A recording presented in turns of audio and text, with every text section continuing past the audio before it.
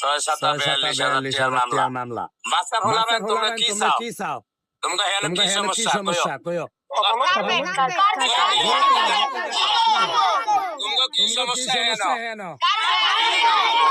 Carpet কটা লাগবো? 7টা carpet লাগবো। প্রবাসী ভাইরা দেশের বাইরে যারা আছেন আপনারা ভিডিওটা একটু বেশি করে শেয়ার লাইক করবেন।